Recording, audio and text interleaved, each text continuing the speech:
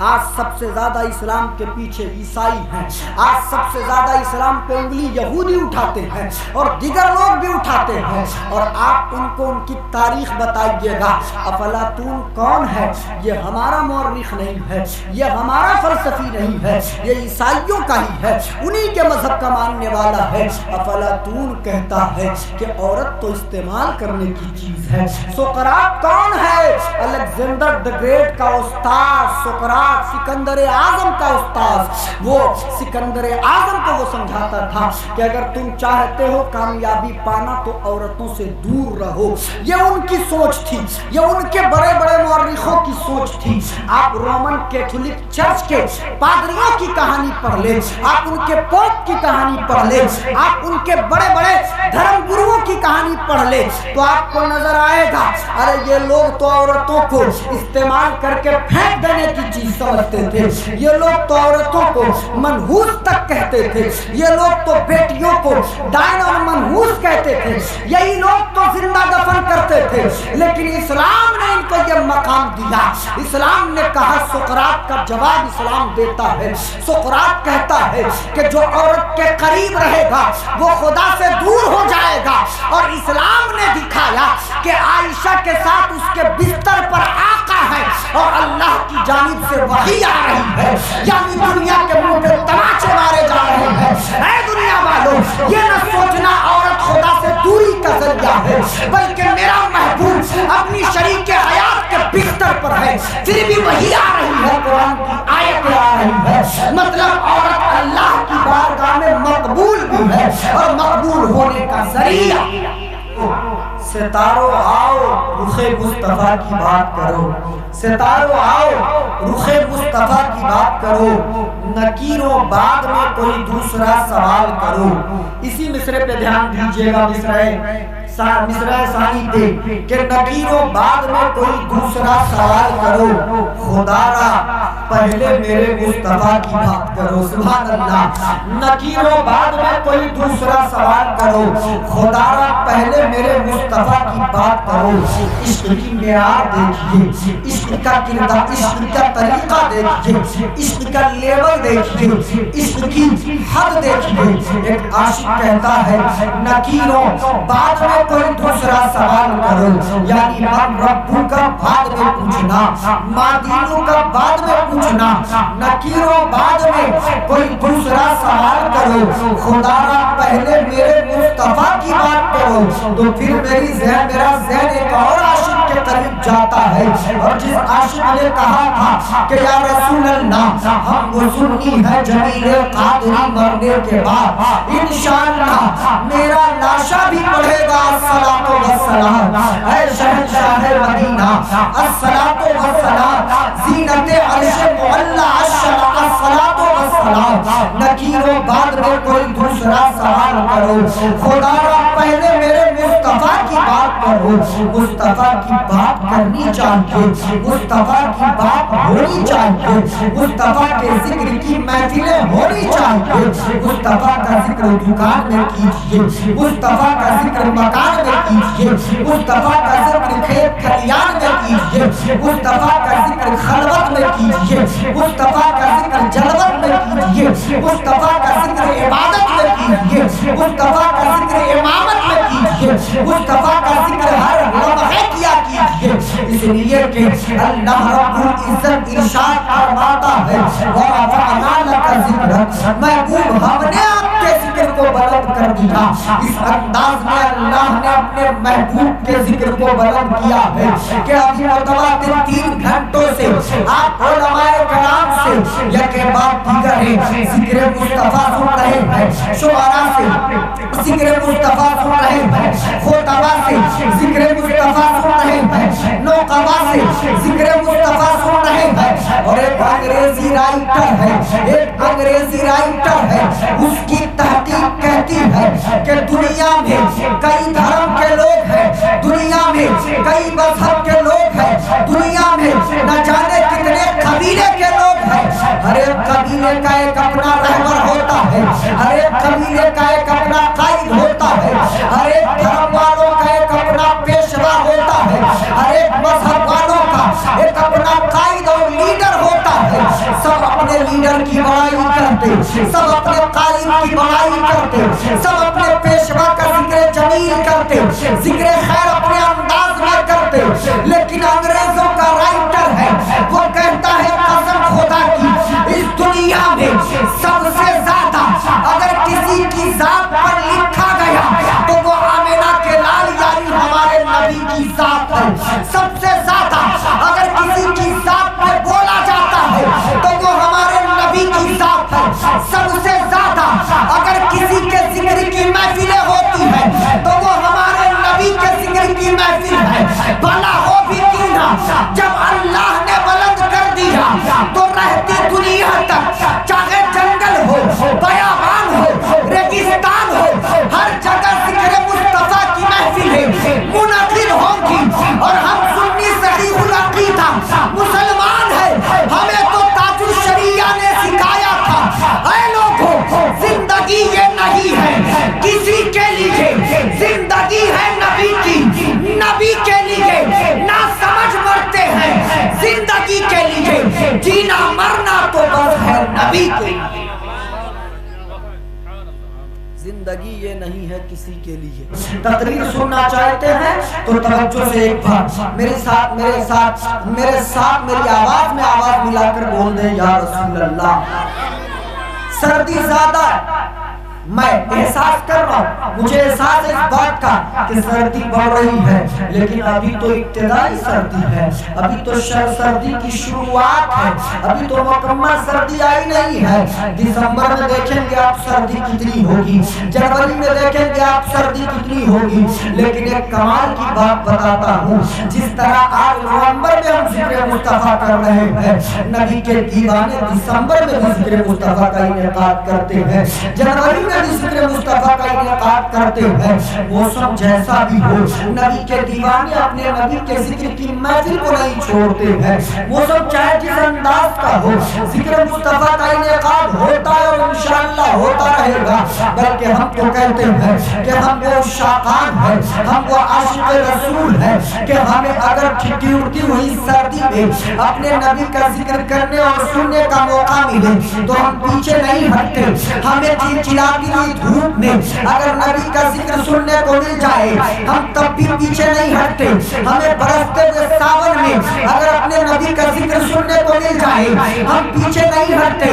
صحرا ہو کہ جنگل ہو کہ بیابان ہو کہ ریگستان ہو, ہمیں جب اپنے نبی کا ذکر سننے کا موقع ملتا ہے ہم سنتے ہیں اور کرتے ہیں اپنے نبی کا ذکر. اس لیے کہ ہمارا ماننا یہ ہے کہ ہمارے نبی کے ذکر سے ہمارے حوصلے بلند ہوا کرتے ہیں, ہمارے نبی کے ذکر سے ہمارے ایمان کی طاقت مضبوط ہوا کرتی ہے, ہمارے نبی کے ذکر سے ہمارے گھروں میں خیر و برکت کا نزول ہوا کرتا ہے. وہی وجہ کر ہم سنی حضرات تو موقع تلاش کرتے, بیٹی کی شادی ہو نبی کا ذکر ہوگا, بیٹے کی شادی ہو نبی کا ذکر ہوگا, بیٹے کی پیدائش ہو نبی کا ذکر ہوگا, بچی کی پیدائش ہو نبی کا ذکر ہوگا, ہمیں کوئی خوشی ملے گی نبی کا ذکر ہوگا, ہمارے یہاں کسی کا 40واں ہو نبی کا ذکر ہوگا, اگر کسی کی برسی ہو نبی کا ذکر ہوگا, اگر محرم کے مہینے کی 10ویں ہو نبی کا ذکر ہوگا, ربیع الاول کی 12ویں ہو نبی کا ذکر ہوگا, ربیع الآخر کی 11ویں ہو نبی کا ذکر ہوگا, رجب کی 6 یا 13ویں ہو نبی کا ذکر ہوگا, یا 27ویں ہو نبی کا ذکر ہوگا. ہم ہر موقع سے اپنے نبی کا ذکر کرتے ہیں اس لیے کہ ہمارا ماننا یہ ہے کہ یا رسول اللہ آپ کی شان یہ ہے, آپ کا مقام یہ ہے کہ وہ جو نہ تھے تو کچھ نہ تھا, وہ جو نہ ہو تو کچھ نہ ہو, جان ہے وہ جہان کی جان ہے تو جہان. آپ وجہ تخلیق کائنات ہے اور ہمارے نبی کی سنت شادی جس کی محفل میں ہم اور آپ شرکت کر رہے ہیں, یہ شادی خانہ آبادی کی محفل ہے. عالی جناب منظر انصاری صاحب کے دختر نیک اختر کی شادی ہے، بیٹی کی شادی ہے۔ اور ایک اور خوبصورت جملہ میں آپ کو دے دوں کہ نبی اعظم صلی اللہ علیہ وسلم کی سنت شادی اور نبی اعظم صلی اللہ علیہ وسلم کے قول سے بھی ثابت ہے، نبی کے فعل سے بھی ثابت ہے۔ شادی نبی کی سنت ہے اور بیٹیوں کی شادی کرنا یہ بھی نبی کی سنت ہے۔ سبحان اللہ، نبی نے خود بھی شادی کیا، اپنی بیٹیوں کی بھی شادی کی، اپنے بیٹوں اپنے نوازوں کی بھی شادی کی اور دنیا کو کر کے دکھا دیا۔ بہت ساری سنتیں ایسی ہیں جس کے بارے میں نبی نے حکم دیا تم ایسے کرو، یہ میری سنت ہے۔ بہت ساری سنتیں ایسی ہیں جو نبی نے خود کیا اور اب ہمارے نبی نے خود کیا اور صحابہ نے ان سے دیکھ کر ان کی نقل کی۔ تو یہ جو شادی ہے یہ نبی کی قولی اور فعلی دونوں طرح کی سنتیں ہیں۔ اور شادی کی محفل میں ہمارا بیٹھے ہیں، آج منظر انصاری صاحب کے بیٹی کی شادی ہے، کل کسی اور کے بیٹی کی شادی ہوگی، پرسوں کسی اور کے بیٹے کی شادی ہوگی۔ اب تو بھلی بھانتی ہر سماج میں شادیوں کا حساب کتاب ہے۔ جیسے مسلمانوں کے یہاں شادیاں ہو رہی ہیں، ہندو بھی اپنی بیٹیوں کی شادی کرتے ہیں، اپنے بیٹوں کی شادی کرتے ہیں۔ یہودیوں کے یہاں بھی شادیاں ہوتی ہیں، عیسائیوں کے یہاں بھی شادیاں ہوتی ہیں، نصرانیوں کے یہاں بھی شادیاں ہوتی ہیں، مجوسیوں کے یہاں بھی شادیاں ہوتی ہیں، یا بدھسٹوں کے یہاں بھی شادیاں ہوتی ہیں۔ اور جو کسی دھرم کو نہیں مانتے، جو کسی مذہب کو نہیں مانتے، خود کو ناستک کہتے ہیں، ان کے یہاں بھی شادیاں ہوتی ہیں۔ اب تو ہر جگہ شادی ہے، لیکن آپ کو آج ایک بات بتاتا ہوں، توجہ سے سنیے گا، تختیے بھی پہ نوٹ کیجئے گا ایک ایک جملے کو۔ شادیاں سب کے یہاں ہے، ہندو بھائیوں کے یہاں شادی ہے، عیسائیوں کے یہاں شادی ہے، نصرانیوں کے یہاں شادی ہے، یہودیوں کے یہاں شادی ہے، بدھسٹوں کے یہاں شادی ہے، جینسٹوں کے یہاں شادی ہے، ہر ایک کے یہاں شادی ہے۔ لیکن اوروں کی شادی میں اور اسلام والوں کی شادی میں بنیادی فرق ہے۔ آپ کہو گے مولانا طریقہ الگ ہے، طریقہ الگ ہے، کرنے کا رنگ ڈھنگ الگ ہے، لیکن بنیادی فرق کہاں سے آ گیا؟ ارے جس طرح ہم اپنے بیٹے کی شادی کرتے ہیں اس طرح وہ بھی اپنے بیٹے کی شادی کرتے ہیں، جس طرح ہم اپنے بیٹی کی شادی کرتے ہیں اسی طرح وہ بھی اپنی بیٹی کی شادی کرتے ہیں، جس طرح ہمارے پوتوں کی شادی ہوتی ہے اسی طرح ان کے پوتوں کی شادی ہوتی ہے، جس طرح ہمارے نواسوں کی شادی ہوتی ہے اسی طرح ان کے نواسوں کی شادی ہوتی ہے۔ تو فرق کیا ہے؟ تو آج جب میں آپ کو بتاتا ہوں، شادیاں لوگ کرتے طرح طرح کی خواہشیں ہوتی ہیں، طرح طرح کے مطلب چھپے ہوتے اس کے اندر۔ کوئی شادی اس لیے کرتا کہ میرا خاندان آگے بڑھے، کوئی شادی اس لیے کرتا کہ سماج مجھے اچھا کہے، کوئی شادی اس لیے کرتا کہ میرے ابا کو بہو مل جائے، کوئی شادی اس لیے کرتا کہ میری بیٹی کا گھر بچ جائے، کوئی شادی اس لیے کرتا کہ سرکار کی سنت پہ عمل ہو جائے۔ لوگوں کی الگ الگ نیتیں ہوتی ہیں اور دنیا والے اسی نیت کو لے کر شادیاں بھی خوب کرتے ہیں۔ ہر سماج میں شادیاں ہو رہی ہیں، لیکن اوروں کے یہاں جو شادیاں ہیں، ہمارے یہاں جو شادیاں ہیں، ان میں ایک بنیادی فرق ہے، ان میں ایک بڑا فرق ہے۔ اور وہ فرق یہ ہے کہ دنیا والے شادی کو ایک رواج سمجھتے ہیں، دنیا والے شادی کو رسم سمجھتے ہیں، دنیا والے شادی کو خاندانی سلسلہ بڑھانے کا ذریعہ سمجھتے ہیں، دنیا والے شادی کو گھر بسانے کا ذریعہ صرف سمجھتے ہیں۔ لیکن اسلام اسے دوسری نظر سے دیکھتا ہے، اسلام اسے الگ اعتبار سے دیکھتا ہے۔ دنیا والے سمجھتے ہیں کہ شادیوں کا مطلب صرف اتنا ہے کہ خاندان بڑھایا جائے، شادیوں کا مطلب صرف اتنا ہے کہ گھر میں دلہن لائی جائے، شادیوں کا مطلب صرف اتنا ہے کہ ایک نسل پروان چڑھے۔ لیکن اسلام کہتا ہے نہیں، شادیوں کا اصلی مطلب یہ ہے کہ اس شادی سے اللہ کی رضا حاصل کیا جائے۔ شادیوں کا اصلی مطلب یہ ہے کہ بندے کو گناہ سے بچایا جائے۔ اوروں کے یہاں شادی رواج ہے، اسلام میں شادی عبادت ہے، مصطفیٰ کی سنت۔ اوروں کے یہاں رواج ہے اور ہمارے یہاں میرے آقا کی سنت ہے، عبادت ہے۔ ہمارے یہاں شادیاں کرنے کا بھی ثواب ہے، نکاح کا بھی ثواب ہے، اس میں بھی نیکیاں ثواب ہے۔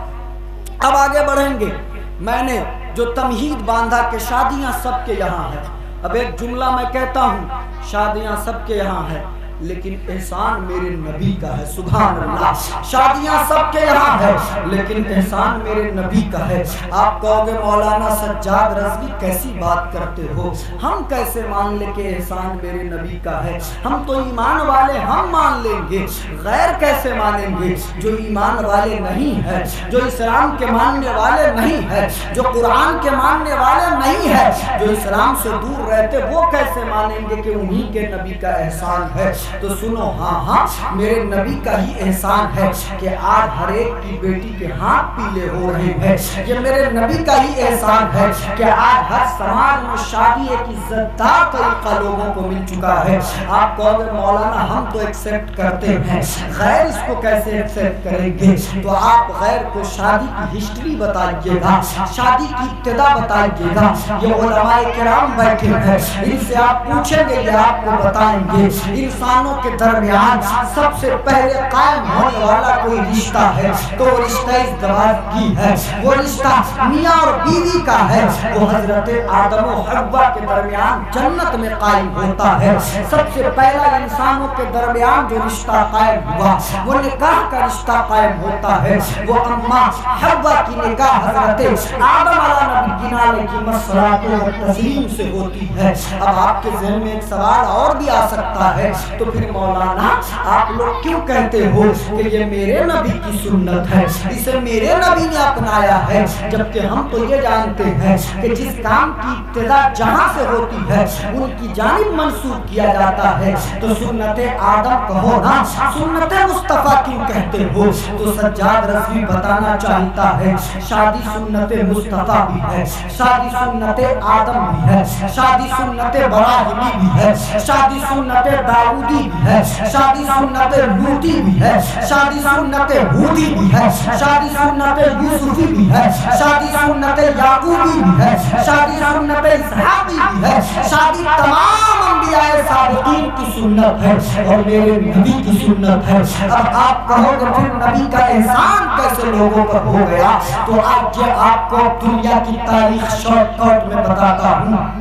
شادی کی ابتدا ابھی آپ نے سماعت کیا، جنت میں اس کی بنیاد پڑتی ہے، جنت سے اس کی ابتدا ہوتی ہے. سب سے پہلی شادی، سب سے پہلا نکاح حضرت آدم و حوا کی ہوتی ہے. اس کے بعد یہ سلسلہ آگے بڑھتا ہے، آدم کے بیٹوں کے درمیان قائم رہتا ہے.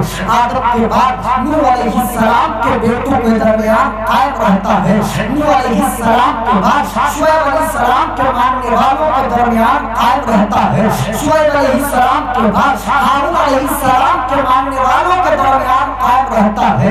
کم و بیش 1,24,000 جتنے بھی انبیاء و مرسلین آئے ہیں، ہر ایک کے ماننے والوں نے اسے قائم رکھا.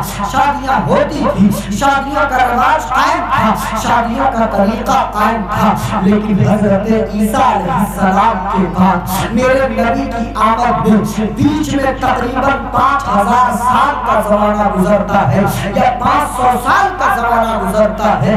ان 500 سالوں کی حالت آپ پڑھیں گے، ان 500 سالوں کی تاریخ آپ پڑھیں گے، اس 500 سالوں میں کی ہسٹری آپ پڑھیں گے تو آپ کو نظر آئے گا کہ یہ شادی میرے نبی کا کتنا بڑا احسان ہے انسانیت پر، لوگوں پر، آدمیت پر. ان 500 سالوں میں جہالت اتنی بڑھتی ہے، ان 500 سالوں میں لوگوں کے اندر برائیاں اس قدر پروان چڑھتی ہے، ان 500 سالوں میں لوگوں کے اندر بے حیائی اس قدر عام ہوتی ہے. ان 500 سالوں میں عرب کا کچھ خطہ تو ایسا بھی ہو گیا تھا جہاں کے لوگوں نے شادی کے رواج کو ختم کر دیا تھا، جہاں کے لوگوں نے شادی کے طریقے کو ختم کر دیا تھا اور وہاں منڈیاں لگا کرتی تھی. جیسے آج آپ سبزی منڈی دیکھتے ہیں، چاول کی منڈی دیکھتے ہیں، دال کی منڈی دیکھتے ہیں، اناج کی منڈی دیکھتے ہیں، پھلوں کی منڈی دیکھتے ہیں.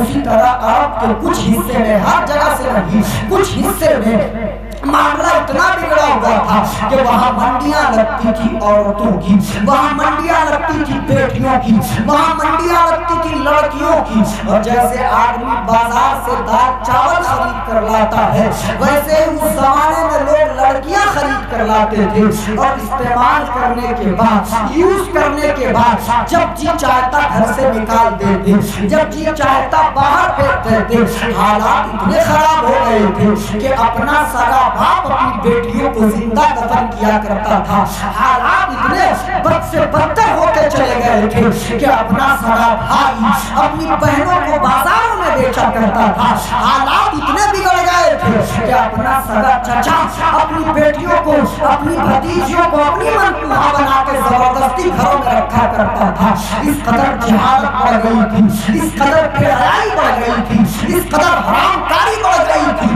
اس زمانے میں آمنہ کا لال موجود ہو، اس زمانے میں آمنہ کا لال تشریف لاتا ہے، ہمارے آقا کی آمد ہوتی ہے، ان بیٹیوں کی سسکیاں، ان بیٹیوں کی آہیں، ان بہنوں کی آہیں جب باب اجابت سے ٹکراتی ہے، ان کی دعا قبول ہوتی تو معراج کے دولہا تشریف لاتے، اور معراج کے دولہا آتے ہیں تو معاملہ ایسا ہوتا ہے کہ مصطفیٰ آ گئے، انقلاب آ گیا، ایسا انقلاب آیا، ایسا انقلاب آیا کہ میں کہوں تو لوگ کہیں گے کہ یہ سجاد رضوی کہہ رہا ہے۔ آج خود ہی اما عائشہ سے پوچھتے ہیں، ام المومنین حضرت عائشہ صدیقہ کہتی ہے یوں تو میرے نبی کی پیدائش کا صدقہ ہر ایک کو ملا ہے، لیکن سب سے زیادہ ہم عورتوں کو ملا ہے، سب سے زیادہ بیٹیوں کو ملا ہے، سب سے زیادہ بہنوں کو ملا ہے۔ حضرت عائشہ کہتی ہے دنیا والے عورتوں کو پیروں کی جوتی کے برابر بھی نہیں سمجھتے تھے، دنیا والے عورتوں کو زندہ دفن کرتے تھے، دنیا والے عورتوں کو بازاروں چیز سمجھا کرتے تھے، لیکن آمنہ کے لال نے اعلان کر کے کہا تھا فاران کی چوٹی سے، اے لوگوں اسلام میں عورتوں کا مقام یہ ہے کہ اگر یہ تمہارے گھر میں بیٹی ہے تو گھر والوں کے لیے رحمت ہے، اگر یہ تمہارے گھر میں بہن ہے تو بھائیوں کے لیے برکت ہے، اگر یہ تمہارے گھر میں بیوی ہے تو تمہارے اپنے شوہر اور بچوں کے لیے راحت ہے، اور یہی عورت تمہارے گھر میں بحیثیت ماں ہے تو ان کے قدموں کے نیچے تمہاری جنت۔ وہ مقام ہمارے آقا نے بیٹیوں کو دیا۔ آج جو لوگ الزام لگاتے کہ اسلام نے قید میں رکھ دیا، اسلام نے انہیں مجبور کر دیا، اسلام نے ان کے حقوق سلب کر لیے، آج ہم پہ الزام لگتا نا، اسلام میں بہت زیادہ کٹڑتا ہے، اسلام میں بیٹیوں کا حق مارا جاتا ہے، اسلام میں بیٹیوں کے حق، اسلام نے بیٹیوں کے حقوق سلب کر لیے۔ ان لوگوں کو ان کے بابا دادا کی تاریخ بتائیں گے، آج سب سے زیادہ اسلام کے پیچھے عیسائی ہیں، آج سب سے زیادہ اسلام پہ انگلی یہودی اٹھاتے ہیں اور دیگر لوگ بھی اٹھاتے ہیں، اور آپ ان کو ان کی تاریخ بتائیے گا۔ افلاطون کون ہے؟ یہ ہمارا مورخ نہیں ہے، یہ ہمارا فلسفی نہیں ہے، یہ عیسائیوں کا ہی ہے، انہی کے مذہب کا ماننے والا ہے۔ افلاطون کہتا ہے کہ عورت تو استعمال کرنے کی چیز ہے۔ سقراط کون ہے؟ الیگزینڈر دی گریٹ کا استاد سقراط، سکندر اعظم کا استاد۔ وہ سکندر اعظم کو وہ سمجھاتا تھا کہ اگر تم چاہتے ہو کامیابی پانا تو عورتوں سے دور رہو۔ یہ ان کی سوچ تھی، یہ ان کے بڑے بڑے مورخوں کی سوچ تھی۔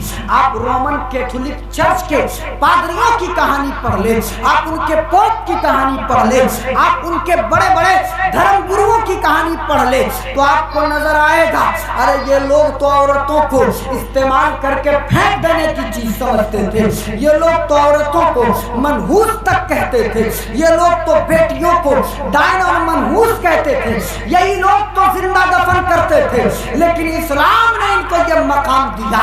اسلام نے کہا، سقراط کا جواب اسلام دیتا ہے، سقراط کہتا ہے کہ جو عورت کے قریب رہے گا وہ خدا سے دور ہو جائے گا، اور اسلام نے دکھایا کہ عائشہ کے ساتھ اس کے بستر پر آقا ہے اور اللہ کی جانب سے وحی آ رہی ہے، یعنی دنیا کے منہ پہ تماچے مارے جا رہے ہیں۔ اے دنیا والوں، یہ نہ سوچنا عورت خدا سے دوری کا ذریعہ ہے، بلکہ میرا محبوب اپنی شریک حیات کے بستر پر ہے، پھر بھی وحی آ رہی ہے، قرآن کی آیت آ رہی ہے، مطلب عورت اللہ کی بارگاہ میں مقبول بھی ہے اور مقبول ہونے کا ذریعہ۔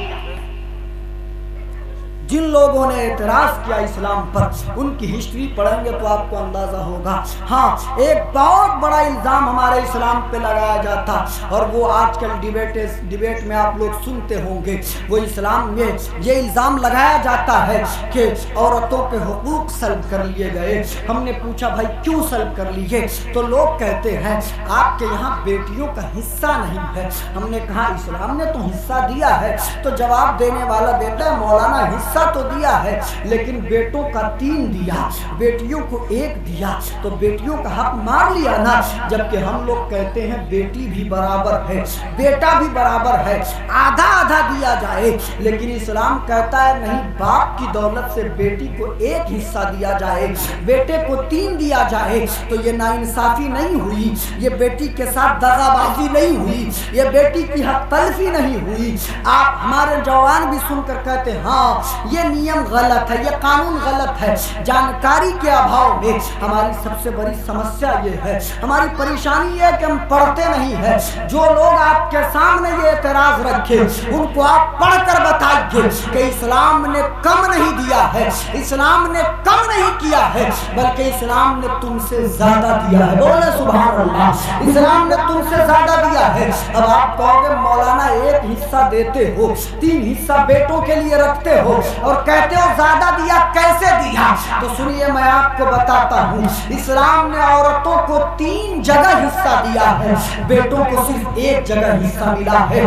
مردوں کو صرف باپ کی دولت سے 3 حصہ ہے، بیٹی کا 1 حصہ ہے۔ لیکن بیٹی جب تک باپ کے گھر میں ہے تو باپ کی دولت سے 1 حصہ، اس کے بعد شوہر کے پاس گئی تو شوہر کی دولت سے پورا آدھا حصہ، پورا مکمل حصہ۔ اس کے بعد جب اس کے بچے ہو گئے تو بچوں کی دولت میں بھی اس کا حصہ۔ اسلام تو بیٹیوں کو 3 جگہ دے رہا ہے۔ جو لوگ اعتراض کرتے ہیں وہ مغالطے میں ہیں، ان کو جانکاری نہیں ہے۔ ان کو بتائیے کہ آج بھی اس ترقی یافتہ دور میں، اس ماڈرن زمانے میں اگر عورتوں کے حقوق کے، ان کے عصمت کی، ان کے عزت و آبرو کی حفاظت کرنے والا سب سے بڑا محافظ کوئی مذہب ہے تو مذہب اسلام ہے، اس کے علاوہ کوئی۔ میں سمجھ رہا ہوں آپ کا اشارہ کہ ٹائم 10 بجنے کو ہے اور 10 بجے تک ہی پروگرام چلنا تھا، اور 10 بجنے میں ابھی 15 منٹ سمے ہے۔ لیکن چونکہ آپ لوگوں کا اشارہ ہو گیا ہے تو ہم لوگ بھی زبردستی سنانے کے عادی نہیں ہے۔ دوسری بات یہ ہے کہ سردی کا موسم، اس کا خیال رکھنا تھا۔ شاید اب اتنا ہل بلائیے گا تو ہم صبح تک لے ختم نہیں کریں گے، تھوڑا صبر کیجئے، میں خود ہی ختم کر رہا ہوں نا۔ یہ دیکھیے، یہ ایک چیز میں سمجھا دیتا ہوں، یہ ادب کے خلاف ہے، یہ بھی ادب کے خلاف ہے۔ ہماری قوم جو برباد ہو رہی ہے اس کی وجہ یہ ہے کہ ہم اپنے آپ کو سپریم سمجھتے ہیں، اپنے سے اوپر کوئی ہے ہی نہیں۔ بھائی کوئی پڑھ کیا ہے؟ قرآن کہتا ہے کہ تم میں جو جاننے والے ہیں اور نہیں جاننے والے وہ برابر نہیں ہے، یعنی علم والے اور بغیر علم والے برابر نہیں ہے۔ تو آپ کو اگر اشارہ ہی کرنا ہے، بہت اچھا طریقہ ہے، امام صاحب کو ٹائم بتائیے 9:30 تو 9:30، امام صاحب کی ذمہ داری وہ ختم کروائیں گے۔ اور اگر بیچ میں بھی آپ کو ضرورت پڑ جا رہی ہے تو دھیرے سے آ کے کہا جاتا ہے اسٹیج پہ کسی کو کہ حضرات کروا دیجئے، وہ اشارہ کر دیں گے میرے پیر پہ، مجھے سمجھ میں آ جائے گا۔ اب نیچے سے کوئی بول دے کہ ہو گیا سلام پڑھیے نا، یہ بھی ذکر کے ادب کے خلاف ہے، یہ کام نہیں ہونا چاہیے۔ چچا میں آپ کو ٹارگٹ نہیں کر رہا ہوں، ایک مسئلہ بتا رہا ہوں تاکہ آئندہ کام آئے گا، کیا سمجھے؟